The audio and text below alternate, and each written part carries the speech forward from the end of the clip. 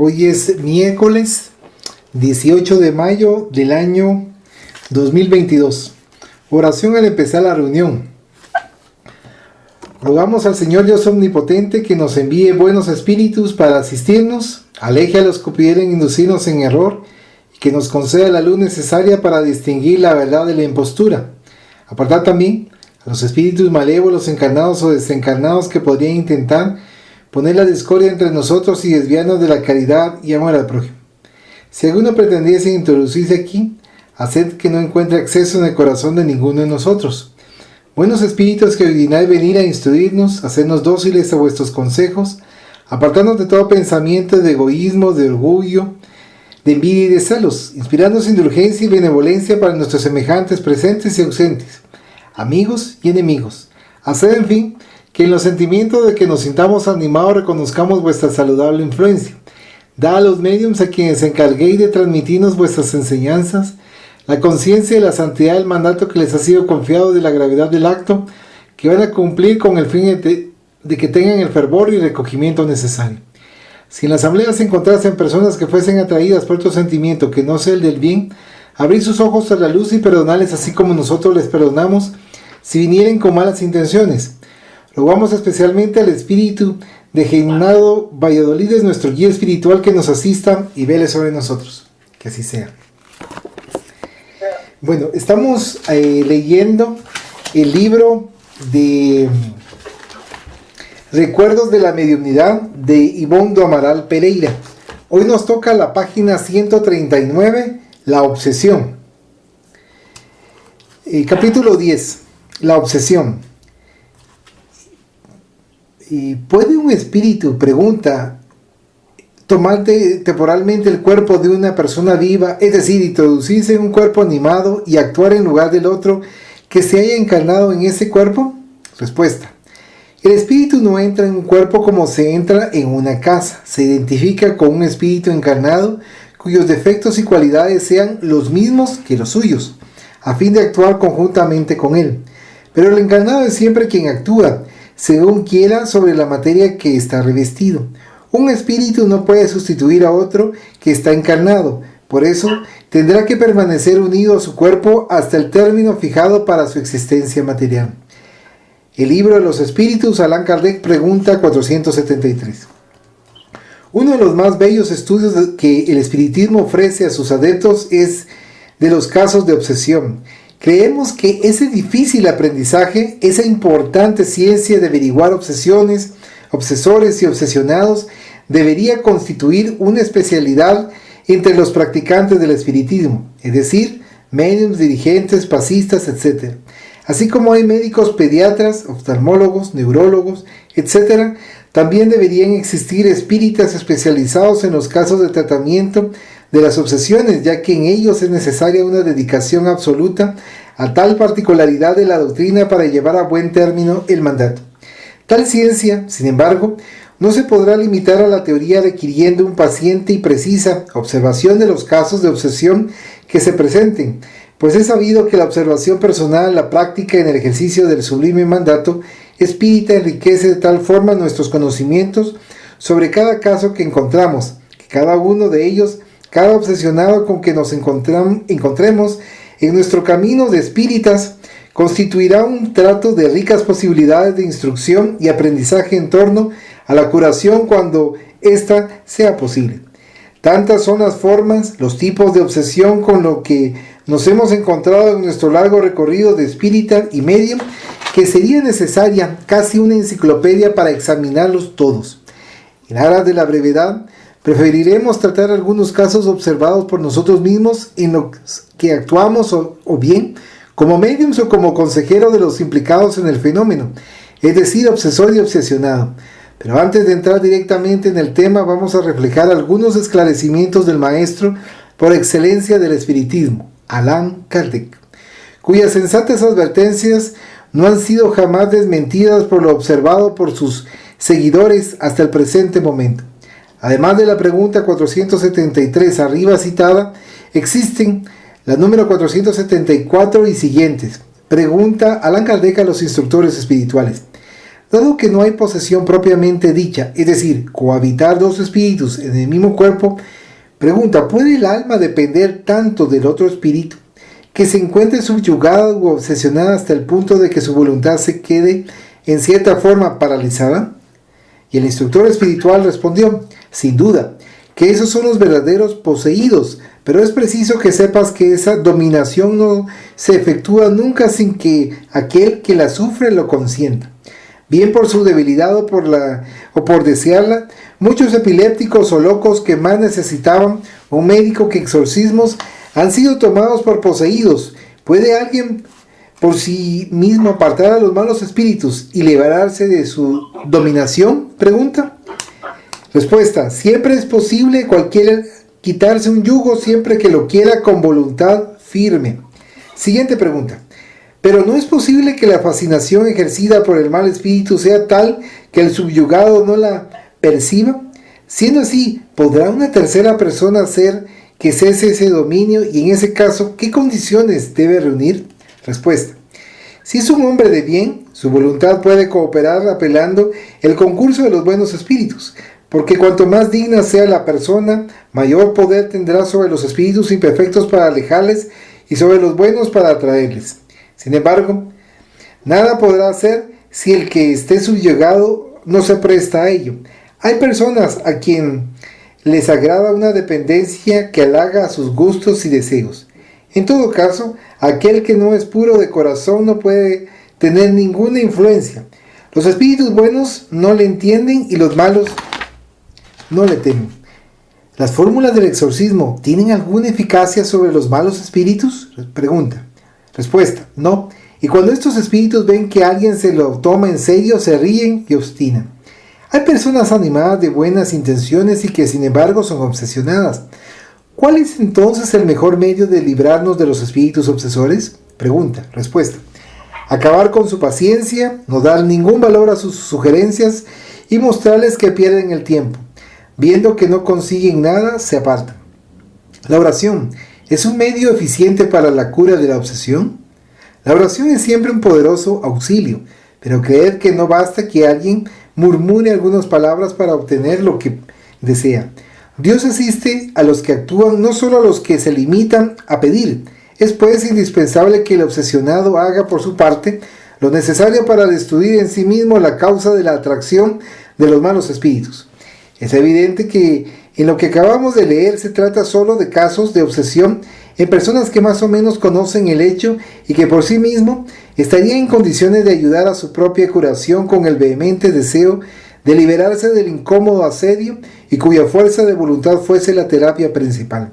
Pero la observación, la práctica de los trabajos trascendentes del espiritismo nos indican que, en la mayoría de los casos, el obsesionado no se encuentra en absoluto en condiciones de ayudarse a sí mismo, bien por la subyugación total por la que se dejó envolver o por la debilidad o ignorancia que su vida no creyente y materialismo produjo, afinándole con las imperfecciones de orden general.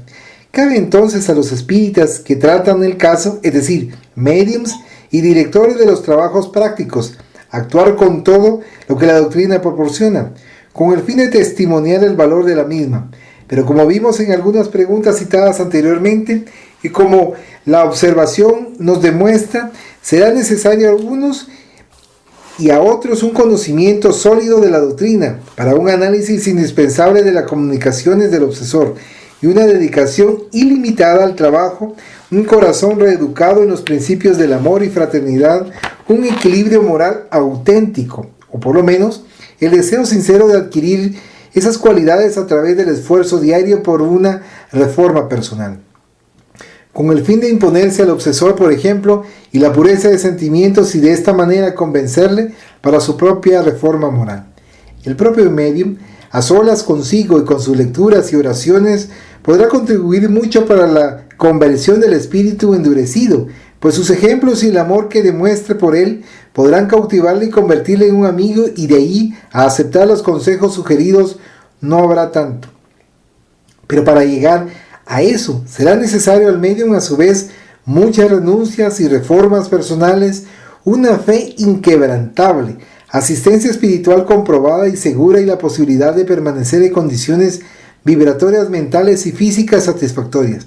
Constantemente a diario, y no solo en los momentos en que se sienta a la mesa de comunión con lo invisible para el desempeño de su sagrado mandato, pues del elevado desempeño de los médiums depende el éxito de las reuniones espíritas en general y de la curación de las obsesiones en particular.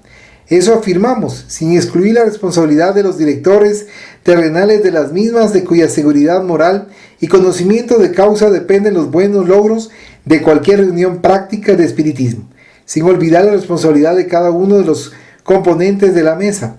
Se puede decir, por tanto, que esos trabajos son el fruto de una comunión sublime entre los médiums directores de sesiones y guías espirituales bajo el patrocinio de Jesús, Maestro Mayor de toda la ciencia, y que por eso mismo todos tenemos grandes responsabilidades. Su desempeño es sagrado y no se puede realizar con indiferencia o poca dedicación. Por eso creemos que los trabajos para curaciones de obsesión deberían ser una especialidad de determinados espíritus y realizarse siempre en ambientes discretos, donde los rumores del mundo no penetren, pues es sabido por cuanto se dedican a las investigaciones trascendentales que las vibraciones ambientales influyen poderosamente, bien o mal, en los trabajos prácticos del espiritismo. Esas atribuciones, es decir, la dedicación a los casos de obsesión, requieren una constante y profunda atención, observación y estudio, absorbiendo de tal forma las preocupaciones del experimentador que sería positivo que él solamente se dedicase a esa área para bien de él mismo y de su trabajo. En el capítulo 23 del Evangelio según el Espiritismo, en la oración para el comienzo de la reunión, existe la siguiente advertencia que instruirá a los médiums que la estudiasen con atención, así como a los dirigentes, pues la instrucción espírita no puede perder de vista ningún detalle que ayude a consolidarla. Y vosotros, buenos espíritus, que os dignáis a venir a instruirnos, hacednos dóciles a vuestros consejos, apartarnos de toda idea de egoísmo, orgullo, envidia y celos, inspirarnos indulgencia y benevolencia hacia nuestros presentes, hacia nuestros semejantes, presentes o ausentes, amigos o enemigos, haced en fin que por los sentimientos que nos muevan conozcamos vuestra saludable influencia sobre nosotros. A los medios a quienes encomendáis transmitirnos vuestras enseñanzas, darle la conciencia de la santidad del mandato que les ha sido confiado y de la seriedad de la tarea que van a realizar a fin de que pongan en ella el fervor y recogimiento necesarios. Pero no todos los obsesores son malos en realidad, y de muchos de ellos podremos hacer amigos espirituales mediante el buen tratamiento fraterno que les demos. Nos acordamos aquí de uno de esos obsesores a que conocimos durante unos trabajos de curaciones de obsesión, realizados en la antigua casa espírita de la ciudad de Juiz de Fora, en el estado de Minas Gerais, que nos decía estas palabras al exhortarle a abandonar la infeliz actitud de perseguidor del prójimo. Perdona, querida mía, siento contradecirte. Pídeme cualquier otra cosa y la atenderé de todo corazón. Pídeme que sea bueno y caritativo con cualquier otra persona, que rece por los que sufren, como te veo hacerlo aquí todos los días. Pídeme sea lo que sea, y me esforzaré por complacerte. Pero no me pidas desviar de él, el obsesionado, el castigo que tanto merece, porque eso está más allá de mis posibilidades. Si tú supieras lo que me hizo. A mí me gustas mucho, tan maravillosa en tus oraciones, tan afectuosa, tan buena para mis compañeros de desgracia. Me gustas muchísimo. Te estaré eternamente agradecido por todo el bien que me estás proporcionando y estaré dispuesto a servirte en cualquier ocasión en que pueda hacerte útil. Pero a él no. Le odio con todas las fuerzas de mi corazón, ultrajado por su maldad, y no le dejaré. Tu drama fue vivido hace mucho tiempo, amigo. ¿Por qué retenerlo en el recuerdo para seguir sufriendo su amargura? ¿No sería más reconfortante procurar perdonar y olvidar, dando treguas al corazón sufriente para intentar la felicidad en la práctica del amor fraterno? Le dijimos, pero pareció no oírnos, pues continuó con la frase interrumpida. Sí, querida mía, solamente puede vivir en dos lugares, en el hospital donde ahora se halla o en la cárcel, pues ambos sitios los conocí por su culpa. Es un miserable, créeme, peor que yo, y merece lo que está sufriendo. Ese obsesor, como vemos, no era de los más duros, ya que admitía actitudes amables para otros que no fuesen su adversario y era sincero, declarando que no le iba a abandonar, en vez de mistificar como hacen otros diciendo que se van a apartar de los obsesionados solo por alejarse de nuestra insistencia. Y tanto en las sesiones prácticas como a solas, durante la vigilia o en nuestros trances de desprendimiento, demostró siempre un gran afecto y respeto por nosotros. En cierta ocasión, cuando nos asaltaron los dolores de una gran prueba, lo tuvimos a nuestro lado, intentando aliviarnos como un buen amigo lo hace en la tierra, aunque no sea una persona realmente virtuosa, es capaz de querer bien y favorecer a un amigo. Un año más tarde, se cansó de practicar la venganza, avergonzándose de sí mismo, y se arrepintió abandonando su presa, que se recuperó lentamente. Esto pudo ocurrir por haber adquirido conocimiento sobre el Evangelio y la doctrina espírita, conviviendo con nosotros en las sesiones. Se despidió y se encaminó hacia nuevos ciclos de progreso. Esta entidad permaneció reeducándose en las sesiones de la antigua casa espírita, asistiendo a los trabajos prácticos y estudios durante cerca de 2 años, observando el elevado ideal que movía a aquellas personas que no tenían otro interés sino el de progresar en la práctica del bien y del amor al prójimo y del amor a Dios.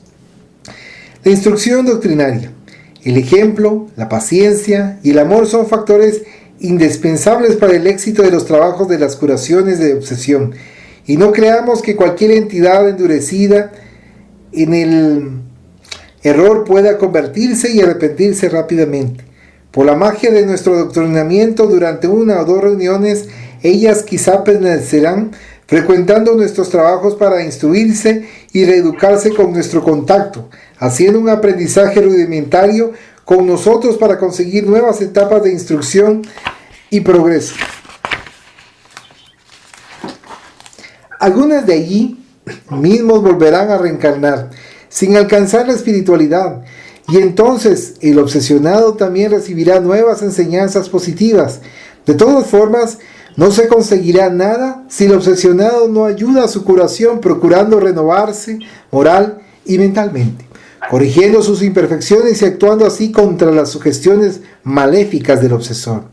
A través de la oración humilde y fervorosa, conseguirá mucho para sí mismo, pues tal procedimiento, digno y agradable a las leyes de Dios, cansará al obsesor, que se retirará pronto, comprendiendo que se ofende a sí mismo cuando busca ofender al prójimo.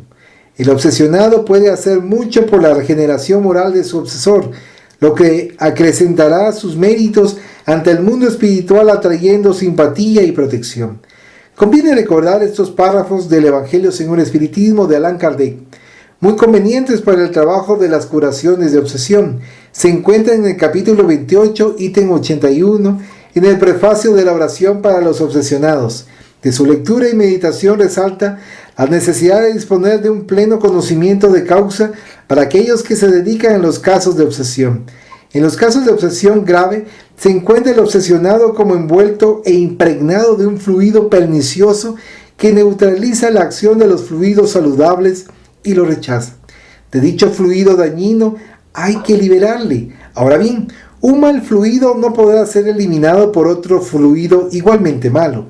Mediante una acción muy similar a la del medium curativo, en los casos de enfermedad hay que expulsar el fluido perjudicial con ayuda de un fluido mejor que produzca en cierta forma el efecto de un reactivo. Esta es la acción mecánica, pero no resulta suficiente, porque es preciso también actuar sobre el ser inteligente, al cual hay que tener el derecho de hablar con autoridad, y tal autoridad solo emana de la superioridad moral.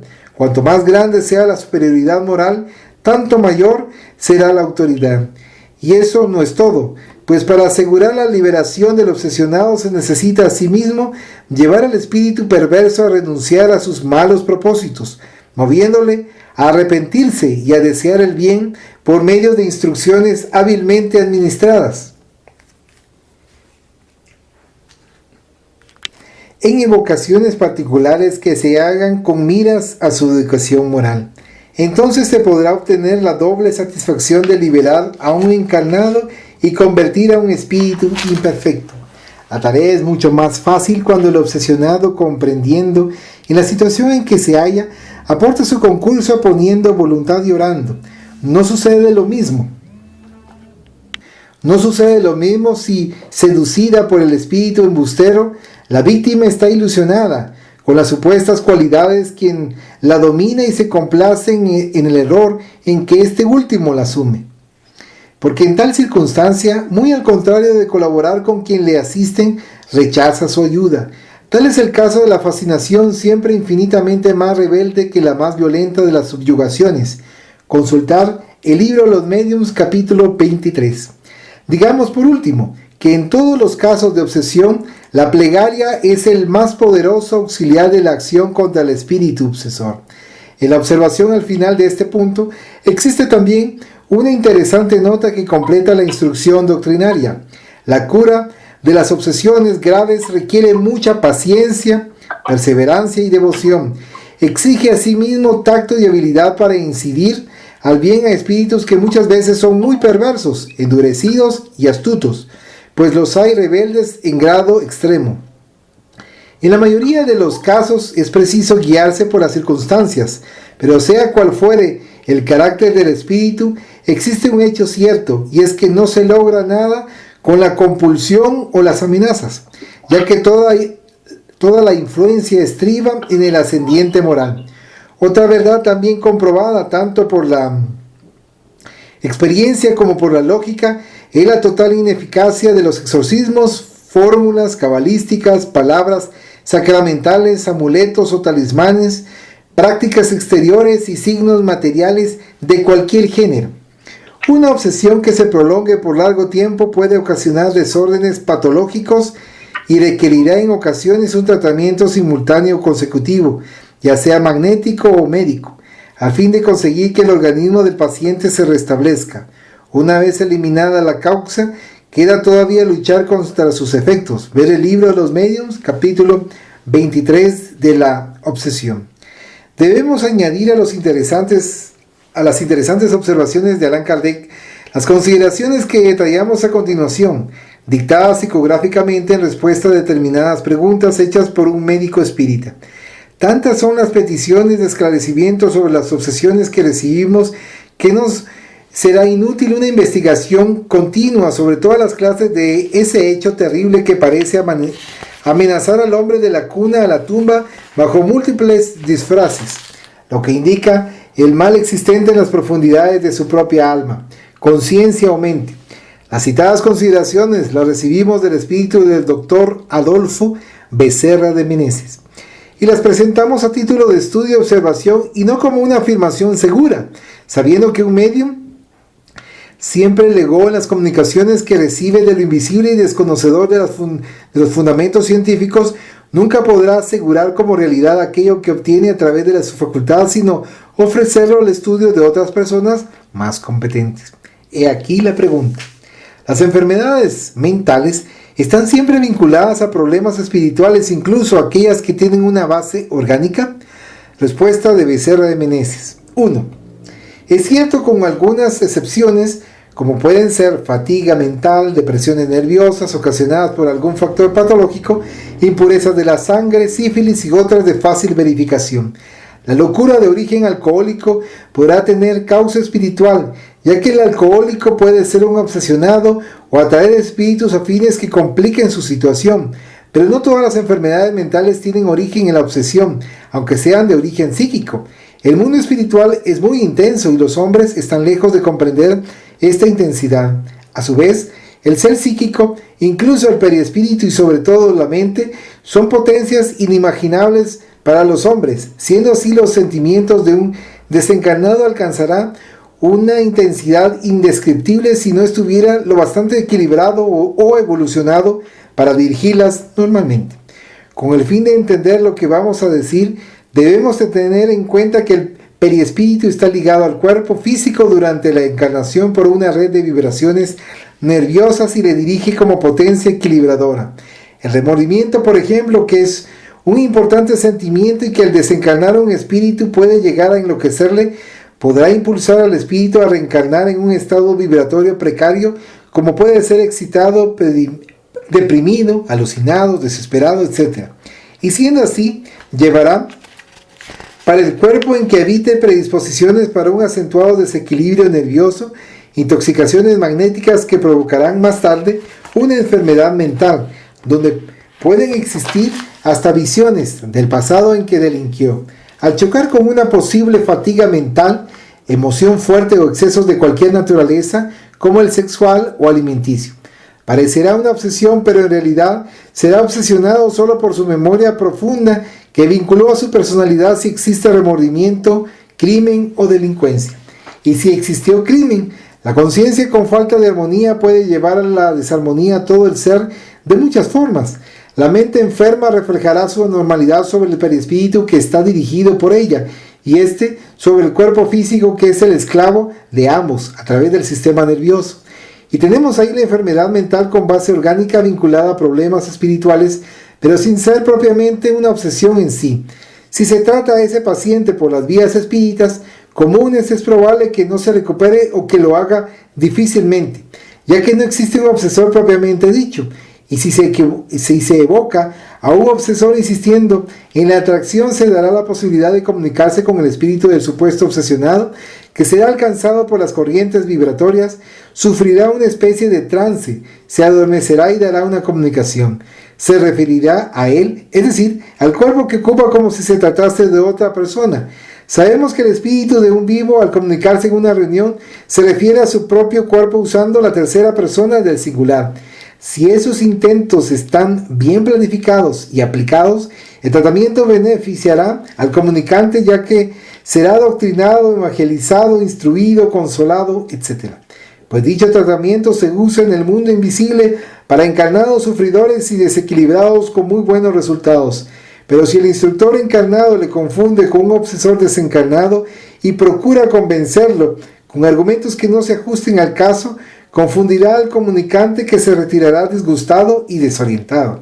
Así pues, para evitar ese contratiempo conviene que los dirigentes de las sesiones conozcan el terreno en el que actúan, que dispongan de medios bastante seguros para transmitir las instrucciones de los mentores, indicando los intentos que se harán. Las sesiones de estudio doctrinario serán de gran utilidad en tales casos si el paciente estuviera en condiciones de asistir a ellas. Segundo, un suicida podrá renacer con un deplorable estado mental, físico-psíquico, cuyos trastornos aumentarán a medida que el periespíritu vaya dominando el cuerpo, o en ocasiones se producirá esto desde el nacimiento. Un disparo en el corazón acarreará una enfermedad prenatal de ese órgano. El atropello por un tren producirá un entorpecimiento vibratorio del perispíritu dado el violento traumatismo provocado, y de aquí una disposición en el cuerpo físico para el entorpecimiento de los músculos, nervios, médula espinal y glándulas cerebrales en la encarnación siguiente, y por ello una tendencia quizás irremediable para la parálisis, la demencia, el retraso mental, etc. Un tiro en el oído provocará disposición para la sordera, cáncer o anomalías cerebrales. Además de lo citado en el párrafo anterior, y una posible ceguera, pues el cerebro fue afectado por el suicidio. El cerebro perispiritual se resintió de dichos efectos a través del sistema de vibraciones electromagnéticas. El envenenamiento conllevará enfermedades del aparato digestivo, alteraciones del sistema circulatorio, dispepsias nerviosas, etc. Y todas esas causas psíquicas alterando los centros nerviosos y el sistema de sensaciones existente en el cerebro se ramifican a través del sistema nervioso por el cuerpo y van a afectar el órgano correspondiente al que en el perispíritu fue señalado por el suicidio anterior. No olvidemos aquellos que se matan arrojándose de grandes alturas. Esos podrán renacer predispuestos a la locura e invariablemente serán nerviosos, inquietos, tendrán ataques y serán considerados como epilépticos, cuando sus convulsiones y manifestaciones solo son vínculos mentales que reviven sensaciones pasadas con ocasión de una contrariedad o cualquier otro choque emocional. Así tenemos nuevas enfermedades mentales vinculadas a problemas espirituales, pues todo eso, alterando extraordinariamente el sistema nervioso, estableció una red de complejos que afectará al buen funcionamiento mental, ya que es el perispíritu enfermo el que dirige un sistema nervioso que se volvió igualmente enfermo. Muchos de tales pacientes podría decirse que son obsesionados, pero en verdad no lo son, sino por los propios trastornos de la conciencia y emocionales que arrastran de una existencia a otra, y necesitarán tanto de un hábil psiquiatra como de la asistencia del mundo espiritual y la reeducación moral proporcionada por el Evangelio. 3. El perispíritu, amigos míos, es un cuerpo vivo, capaz no solo de enfermarse si la mente enferma, sino de reflejar también los estados de conciencia deprobables o sublimes, y los estados de conciencia muy graves podrán ocasionar enfermedades mentales en un ser encarnado, y estamos convencidos que dicho estado se refleja incluso en su aspecto exterior. 4. Todos esos casos, influyendo en el sistema nervioso, que es el vehículo natural del perispíritu en el encarnado, afectarán muchas veces al cerebro. Por eso, los sistemas glandulares del complejo cerebral humano pueden ser alcanzados. Los ataques, convulsiones, epilepsia, hipocondría, neurastenia y depresiones son de origen espiritual, y a menudo son casos también basados en la obsesión. En la sugestión hipnótica obsesiva, la sugestión hipnótica no solo es una obsesión temporal cuando no sea positiva, etc.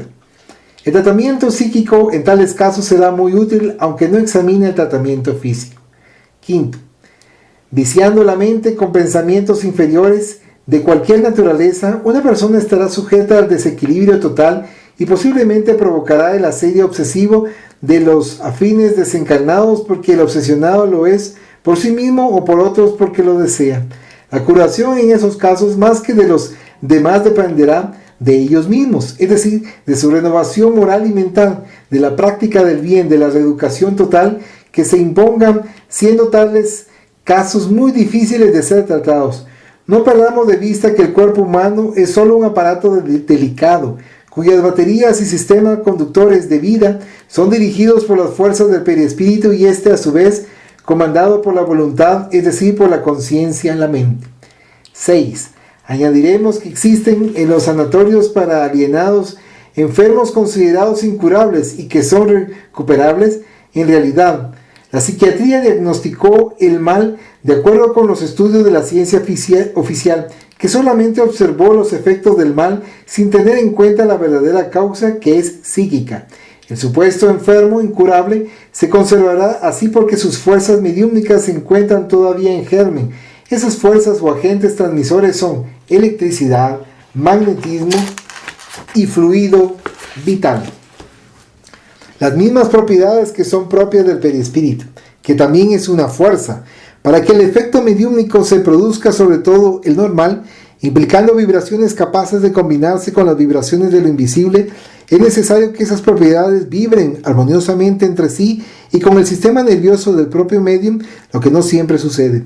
De ahí la razón por la que Allan Kardec dijo que la mediumnidad es una facultad espontánea que no debe ser provocada, sino aceptada cuando se presente naturalmente, sin insistir en su desarrollo. La facultad mediúmnica no alcanza el nivel necesario, la posibilidad del desarrollo normal, en un año ni en 10, sino a través de etapas reencarnatorias. Puede suceder que la fuerza trinitaria, electricidad, magnetismo y fluido vital, de que está revestida el perispíritu, sede de la mediunidad, no produzca todavía la armonía del producto vibratorio, que es el diapasón normal necesario para el hecho transmisor mediúmnico. Por ejemplo, un fluido vital excesivo para un nivel delicado de magnetismo, esencia trascendente, no permitirá el diapasón armonioso de vibraciones exigido para el equilibrio de la facultad. Puede suceder que el grado de electricidad existente en el perispíritu sea una fuerza excesiva, que la función mediúmnica excitará todavía más, alcanzando las glándulas cerebrales y haciéndolas enfermar. Siendo así, si el perispíritu todavía no posee el necesario equilibrio de fuerzas para el fenómeno de la transmisión mediúmnica, solo será un aparato defectuoso que tenderá a perfeccionarse con el tiempo para las funciones normales, de las cuales la mediunidad es de las más importantes. Sí, en ese estado se dan contactos magnéticos de un agente exterior, el espíritu comunicante, fenómeno que se podrá producir fuera de la doctrina espírita.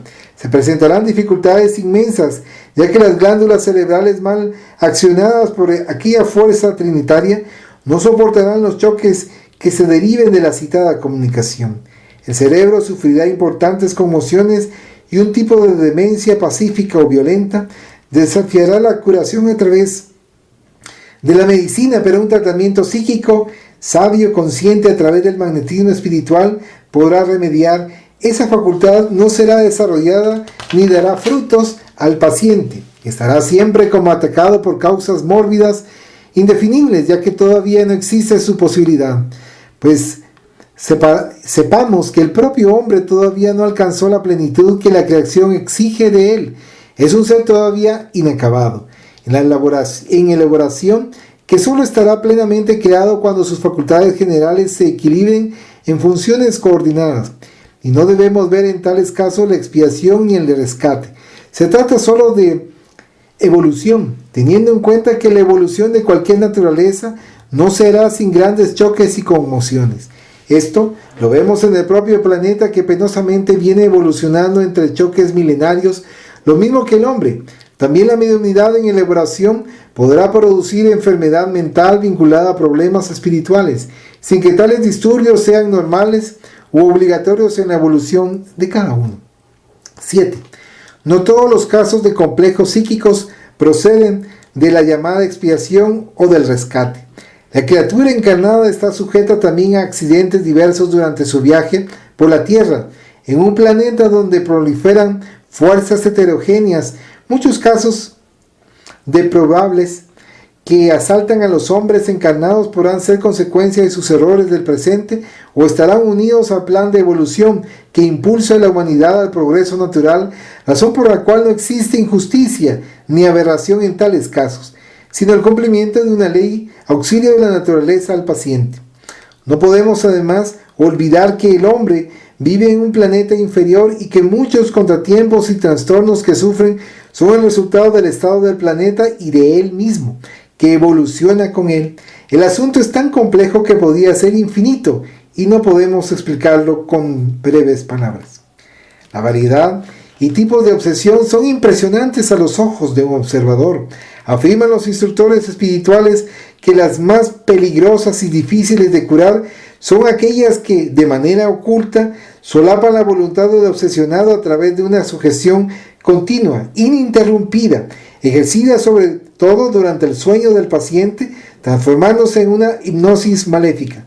Además, son ignoradas por todos, ya que no muestran perturbaciones mentales en el individuo atacado.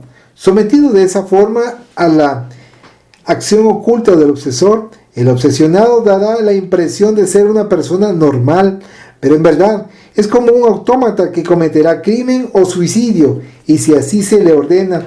Esa obsesión es de muy difícil cura, indican los mentores, porque cuenta con la complicidad del obsesionado, que se complace en la práctica de los errores a que le induce el obsesor. Veamos lo que nos aclara Becerra de Meneses en su libro Dramas de la Obsesión, concebido a través de la psicografía. Podría decir el lector, recordando que siendo así, nadie tendrá la responsabilidad sobre los errores que cometa bajo tales influencias. Añadiremos que la responsabilidad también es del propio obsesionado, ya que no hubo una verdadera alteración mental, así como también ningún hombre o mujer será jamás influenciado u obsesionado por entidades de esa categoría si no les ofrece a estas un campo mental propicio a la penetración del mal. Pues la obsesión de cualquier naturaleza solo supone dos fuerzas simpáticas que chocan y se unen en una permuta de afinidades. Durante nuestro largo ejercicio de trabajo y observaciones espíritas, nos hemos encontrado con obsesiones violentas, fácilmente curables, y otras aparentemente pacíficas, absolutamente incurables, a la vez que otras semejantes a asedios o acciones implicaban más un fenómeno mediúnico que de obsesión, como la manifestación de espíritus en un medium moralmente incapaz de asumir su compromiso de mediador entre lo invisible y la tierra, y que necesitaba más de una renovación personal y de la iniciación doctrinaria que de desarrollar la facultad que tenía. la que haría de él, sin su renovación personal, un eterno juguete de las fuerzas inferiores del mundo invisible. Es sabido que no siempre conviene al medio ni al propio criterio de la doctrina espírita desarrollar una facultad mediúmnica que aflora por los canales de la obsesión sin que exista un tratamiento previo del medium que será moral, mental y físico, y paralelo a la preparación por el estudio y la meditación. El buen desarrollo mediúmnico que solidifica la facultad evitando crisis obsesivas variadas no implica solamente la frecuencia a ciertas sesiones, sino principalmente la cultura moral interior del pretendiente al intercambio con lo invisible, el cultivo de las buenas cualidades del carácter, el estudio, la meditación, la práctica del bien, el método y la organización de los trabajos espíritas y de la propia acción en la vida diaria, la oración, la lectura edificante que corrige vicios mentales, el amor generalizado y radiado para manifestaciones superiores, en suma, una renovación de valores que nunca podrá ser rápida, pero sí constante en los propósitos de progreso. Todo eso lentamente perfecciona, abrillanta y solidifica la facultad mediúmnica, evitando posibilidades de desvío para el campo de la obsesión. Hay obsesiones sorprendentes, como la siguiente, cuya naturaleza da mucho que pensar, pues diariamente podremos encontrar casos idénticos, desconociendo que se trata de una obsesión. La presenciamos en 1930, en el antiguo centro espírita de Labraz, sirviendo nosotros mismos de intérprete de Becerra de Meneses para el servicio de curación en todos los procesos de curas de obsesión. Será de utilidad que un medium bastante desarrollado y fiel a elevado mandato sea el portavoz de las instrucciones de los guías espirituales, lo que quiere decir que no nos debemos arrojar por ese difícil camino si en el grupo no existe un medium de este tipo. Un joven de 12 años, único hijo varón del dueño de una modesta finca de los alrededores de la ciudad Labraz, y cuyo nombre era José Teodoro Vieira. Tenía una especie de parálisis infantil desde los 2 años de edad, que le deformó terriblemente las piernas, dejándolas torcidas, unidas por las rodillas. Los brazos también estaban arqueados y tiesos, e incluso su semblante presentaba rasgos de atontamiento y como si estuviera hinchado por un esfuerzo desconocido. Además de eso, era también mudo.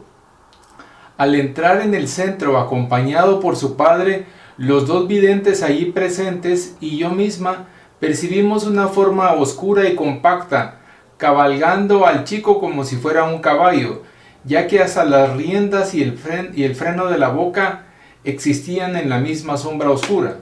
El enfermo tenía la espalda doblada como sometiéndose al yugo de su caballero. Se quejaba de dolores musculares, lumbares, de oído y de garganta, y todo indicaba que tenía una especie de reumatismo incurable o parálisis parcial sifilítica de orden crónico, pues los médicos consultados habían agotado los recursos científicos para curarle.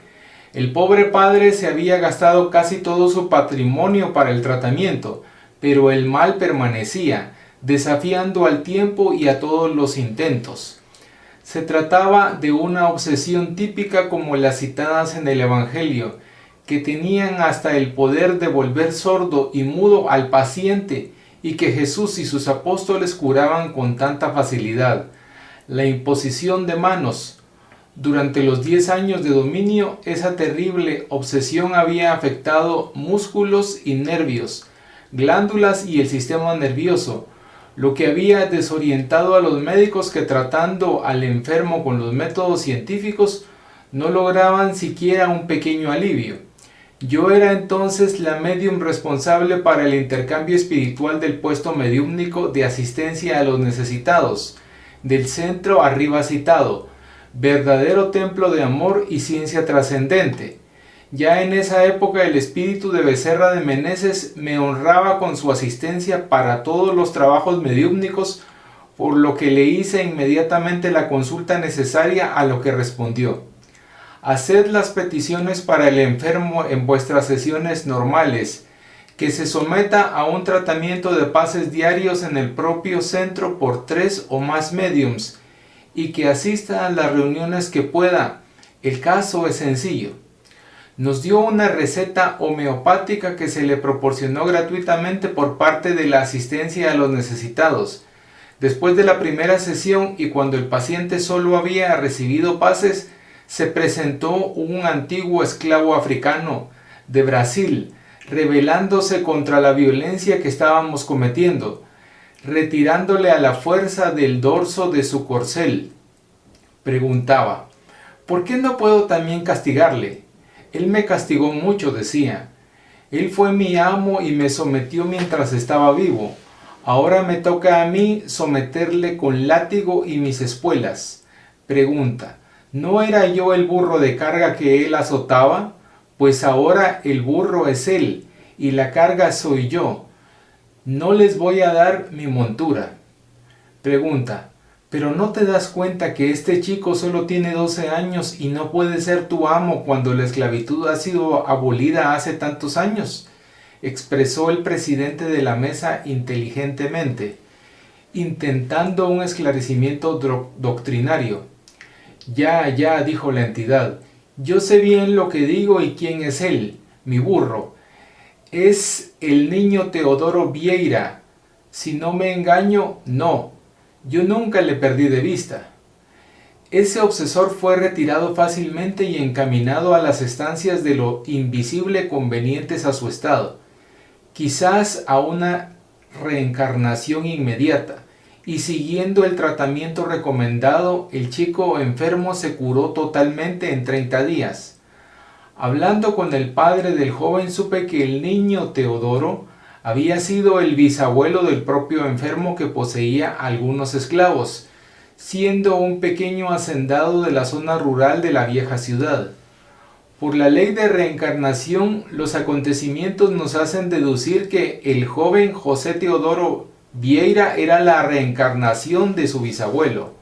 Ahora, en la cuarta generación de su propia familia, padecía la venganza de un esclavo que no había sido capaz de perdonar los males recibidos, y no creyendo en la justicia de Dios, lo hacía por su mano. Me acuerdo todavía de la última receta dada por Becerra de Meneses al joven obsesionado. Belladona y china de quinta dinamización y 6 frascos de un antiguo reconstituyente muy usado en esa época. Asombrado, el padre del chico y toda la familia se hicieron espíritas, deseando instruirse en el tema, mientras que el hijo, que era mudo, hablando normalmente explicaba con una sonrisa. Yo sabía hablar, sí, pero la voz no me salía porque algo raro apretaba mi lengua y presionaba mi garganta. Ese algo raro, con certeza, era el freno forjado con fuerzas maléficas invisibles. En el antiguo centro espírita de Labras tuve ocasión de presenciar los casos de obsesión más extraños y sensacionales. Podríamos decir que aquel núcleo era especializado en tales casos, dado su aspecto de santuario donde las repercusiones mundanas no encontraban eco.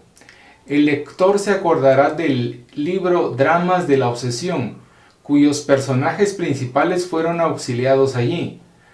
Algunos de aquellos casos parecían grotescos, humorísticos, otros dramáticos, incurables que los guías espirituales nos indicaban inmediatamente, recomendando oraciones y paces que beneficiaban a los infelices perseguidos y a sus perseguidores. Haría falta un libro para los numerosos casos que presencié allí y en otros lugares en los que intervine como medium o consejera. De todas formas, citaré a algunos en estas páginas confiando sean provechosas. En la misma ocasión en que ocurrió el caso antecedente, un joven de 18 años, natural de la zona rural de aquella tradicional ciudad de Minas Gerais, fue llevado al centro espírita por su hermano mayor, que deseaba curarle de las travesuras que venía practicando. El joven, a quien llamaban Juanito, saltó inmediatamente hacia las sillas vacías del salón, haciendo equilibrios en el respaldo de las mismas, que eran muy frágiles por ser de paja y no habían soportado el peso sin romperse, de no ser por el fenómeno de levitación espontáneo y asombroso. El joven iba y venía por los respaldos de las sillas como un equilibrista de circo.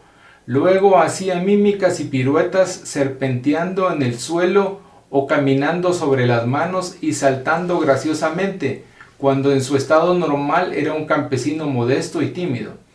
Para su cura no fue necesaria ninguna sesión práctica. Se apartó a la entidad intruso mediante los pases, aplicando una poderosa corriente magnética entre 4 médiums, y al comunicarse a través de la médium de incorporación, se identificó como un pobre equilibrista de circo, al que le había caído simpático el chico, y le estaba enseñando su arte para que pudiese vivir mejor que como un labrador.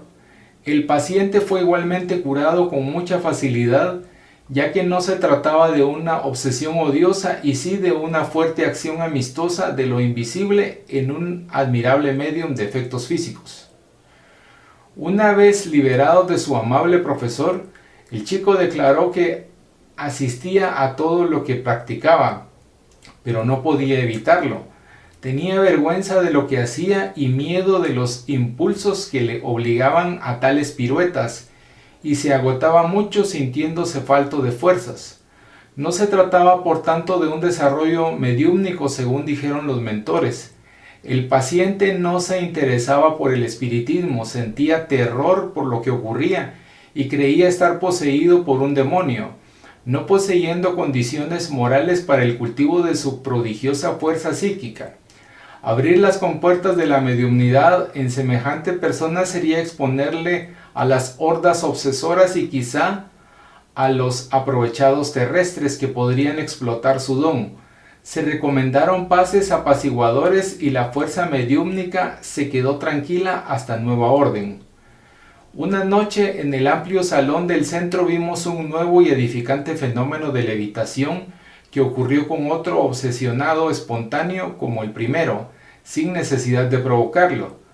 Una persona natural de la ciudad de Formiga, en Minas Gerais, el señor Joaquín B., era un pequeño hacendado y vivía plácidamente en su finca. Es extraño constatar cómo los obsesores tenían preferencia por las personas del campo, pues en aquella época eran numerosos los casos que afectaban a hombres y mujeres de las zonas rurales. Aquella persona, sin embargo, sabiéndose presa de los malos espíritus, recurrió al centro espírita de Labraz para solucionar su angustioso problema. En la reunión, creo que el obsesor más bromista y holgazán que propiamente malo, quiso mostrar sus habilidades creyendo que infundía admiración y respeto a los presentes. Al llegar al salón, el señor Joaquín B. subió por la pared, dio 3 o 4 pasos en la misma por encima del nivel del suelo y repitió las proezas varias veces, quedándose cada una de ellas en sentido horizontal y riéndose a carcajadas. Invitado a descender y a no repetir la hazaña bajo la concentración de las personas presentes, hizo caso encaminándose voluntariamente para el puesto mediúmnico, pareciendo estar previamente informado de que iba a ir allí, como si estuviera conducido por los mentores. A través del medium J.P. se identificó como el chico de la portera, compañero del enfermo que quería ser recordado por él porque se sentía olvidado por el viejo amigo, y declaró conscientemente: no quiero hacer ningún mal a mi amigo, pues me cae muy bien, y por eso estoy aquí. Pero hace tanto tiempo que yo morí y él nunca me dirigió una oración, ni una misa, ni un responso, y eso me dolió. Así que hago esto para que se acuerde de mí. Encantada con el contenido de la comunicación, le pregunté: ¿y cómo haces para conseguir que tu amigo suba por la pared? Le responde: mira, él es flaco y a mí me gusta jugar. Le tomo por el brazo y digo: vamos a jugar un poco, amigo mío, y él viene conmigo. Eso me divierte. Después, volviéndose para el amigo que más tranquilo miraba al medium con ojos asustadizos, dijo: manda a celebrar una misa para mí, amigo, no seas rácano, Yo sé que tú tienes dinero. Era evidente que el bromista conservaba la creencia católica romana en el más allá, pues exigía una misa como protección en el nuevo estado en que se encontraba, y no sabía explicar en absoluto cómo actuaba para conseguir la proeza de su amigo, subiendo por las paredes. Pero lo cierto era que él producía un fenómeno de levitación idéntico a los de suspensión de lo más pesado que el aire, como los realizados con mesas y sillones pesados. Envolvía al amigo en sus propias fuerzas fluídicas y le mantenía equilibrado en el aire por breves instantes.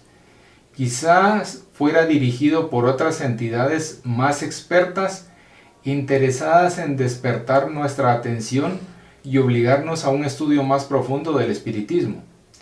En el mundo espiritual donde vives ahora, ¿nadie te advirtió que no deberías atormentar así a tu amigo?, le pregunté, buscando información doctrinaria. Y él respondió con la misma naturalidad: ¿qué mundo?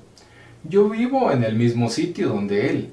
Acostumbro a pasar los días aquí y allá paseando. No fui para ningún otro mundo, no, y hasta me dan miedo esas cosas. Por eso quiero la misa y los rezos de mis amigos. No sé si el señor Joaquín B. atendió a la petición del viejo amigo del más allá. Lo que sé es que una vez curado ingresó en el espiritismo y regresó a su tierra natal para estudiar la admirable doctrina de los espíritus. En cuanto al amable amigo chico de la portera, recibió las oraciones sinceras del centro espírita de Labraz durante mucho tiempo, y el medium J.P. en la primera comunicación de aquella entidad oyó estas expresiones del señor Joaquín B., que todos interpretamos como una testificación de la identidad del comunicante. Ni la muerte puede con el amigo chico. Él fue siempre así gracioso y bromista, Dios lo tenga en su gloria. Esta fue la primera oración dedicada al amigo que no le había olvidado después de la muerte. También tuvimos obsesiones violentas en ese mismo centro, que llevarían 1 o 2 años para ser resueltas, exigiendo de nosotros una dedicación sin límites.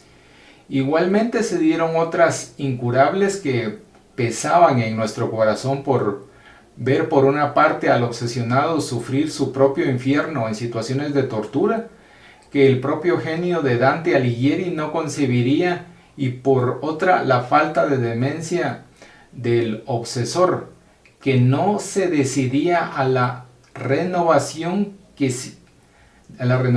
sí mismo para una doble victoria, la suya y la de su víctima, que el cielo contemplaría con júbilo.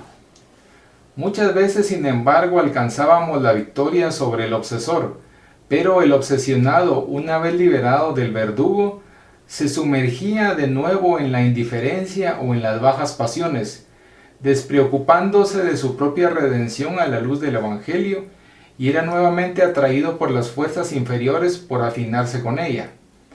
Era pues un obsesionado porque quería serlo. Como se puede ver, en tales casos no existían persecuciones precedentes de viejos odios del pasado, sino incumplimiento del deber ante la ley divina, pues el obsesionado, poseyendo fuerzas mediúmnicas destacadas, atraía hacia sí mismo compañías perjudiciales del mundo invisible a través de su mal proceder diario. En estos casos no habrá posibilidad de curación porque ésta depende de la reforma de la persona.